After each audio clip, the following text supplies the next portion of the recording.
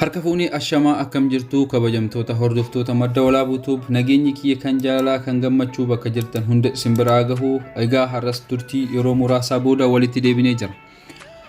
Egaa turtii yeroo muraasaa booda kan walitti deebine barnoota baay'ee gaarii ta'e tokko qabadhee isiniif dhiyaadhee jira.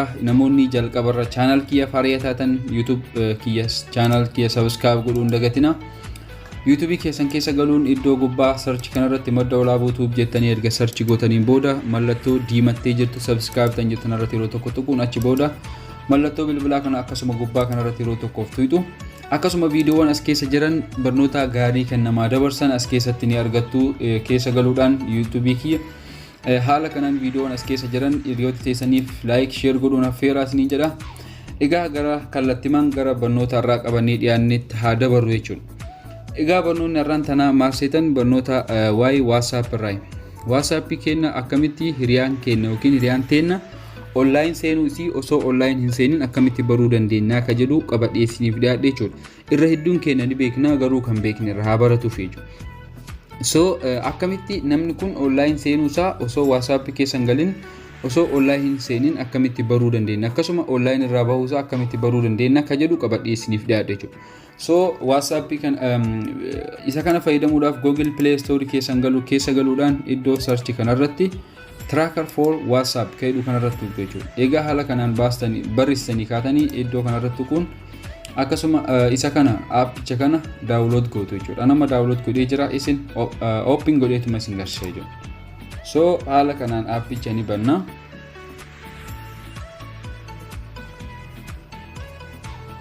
Ifama hanga appiin banamutti sababa network. Egaa haala kanaan bannee kaanee iddoo gubbaa kanarratti nama san maqaa nama sanii asirratti barreessina jechuudha. Maqaa nama sanii kan maqaa qabannee jiru san bilbila nama sanii kan hordofuu barbaannu san yookiin kan akkama online seenuu isaa fi online bahuu isaa kan beekuu barbaannu san kama WhatsApp irraa qabnu san maqaa isaa asirra barreessina jechuudha.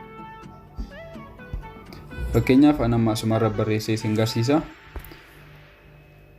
Ifama haala kanaan yeroo barreessee jedhe maqaa asirratti haala kanaan fakkeenyaaf kanaan qabadde asirratti immoo iddoo kanarratti maqaa biyya namichi sun keessa jiru asirra guutan jechuudha. Biyya namni sun keessa jiru asirratti iddoo biyya isaa asirra guutu jechuudha. Egaa guutanii booda jala kanarratti lakkoofsa bilbila nama sanii barreessitu jechuudha. So anama barreessee isin garsiisa.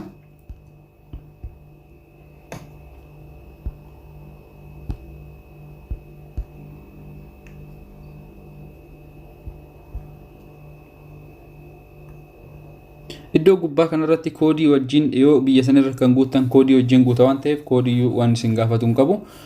Iddoo jalaa kanarratti koodii wajjin hin barreessitu jechuudha. Hin barreessitanii lakkoofsuma qofa barreessitu. Koodiin gubbaa kanarra bahee jira kun haaluma argaa jirtan kanaan koodiin fakkeenyaaf lakkoofsa Jarmanii +49 irra jira. Biyyoota barbaadan irratti yoo kan guutan ta'e koodii ifumaan asirra isinii baasa isin lakkoofsuma qofa galchitu jechuudha. So egaa haala kanaan lakkoofsa galchinee kaanee iddoo start to follow jedhu kanarratti tuqne jechuudha yeroo tokkoof. Egaa haala kanaan tuqne kaanee iddoo start to follow jedhu kanarratti yeroo tokkoof tuqna. So haala kanaan WhatsAppiin nama sanii asirratti hordofuu dandeenya jechuudha. Haalaan argaa jirtu kanaan kunoo lakkoofsa jalaa kanarratti lakkoofsi isa kan barraa'ee jiru kanaadha akkasuma mallattoo meseejii jedhu kana jechuudha. So amma mee haalaallu namni kun online jira moo online jiraachuu isaa dhabuu isaa jechuudha. Kuno haaluma argaa jirtan kanaan gubbaa kanarratti AMW online jedha. Kuno haala argaa jirtan kan irra gattuquudhaan asirratti tuquudhaan laalla jechuudha.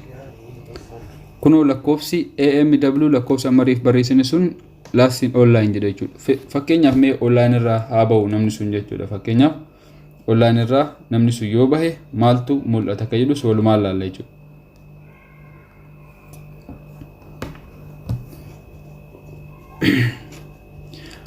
Kuno haala argaa jirtan kanaan kuno as gubbarra nu bahe jechuudha. Namni kun online irraa bahee jira jechuudha. Offline jedhee jira. Offline kuno sakandii 19 dura offline irraa bahee online irraa bahee jira offline ta'ee jira jechuudha. So haala kanaan akkuma argaa jirtan kanaan kuno asirratti isinii baha jechuudha yoo isin online irraa baatan. Online yeroo seenus maaltu asirra dhufaa ka jedhuuf meseejii asirratti isinii baasa jechuudha. Bilbiluma keessan akkuma meseejii isiniif seena jechuudha. Meseejii gubbaa kanarratti isinii baha. So isin message kana gattuudhaan osoo WhatsApp keessan galee namni kun online kun haaluma argaa jirtan kana nama online seenee jira. Haaluma argaa jirtan kanaan akkanatti fayyadamuu dandeessu jechuudha. Osoo WhatsApp keessan galin WhatsApp keessa namni galuu hin barbaanne yookiin online osoo hin seenne namni sun qofni akkami online seenuusaa akkami baruu dandeenya ka jedhu jechuudha. So akkasuma immoo asirratti namoota barbaadan akkasuma hedduu akkasuma nama hedduu asirratti affeeruus dandeessu jechuudha. Asirratti namoota hedduu maqaa akkasuma lakkoofsa wajjin barreessitanii akkasuma nama hedduu hordofuu dandeessu jechuudha. Viidiyoon kun akka isinitti tolu abdii guddaan qaba. Channel kiyya subscribe godhuun dagatinaa. Viidiyoo kana like share godhuun hiriyoota keessanii affeeraa. Viidiyoo biraatiin hanga walitti deebinutti turtii gaarii keessa jiraadhaa.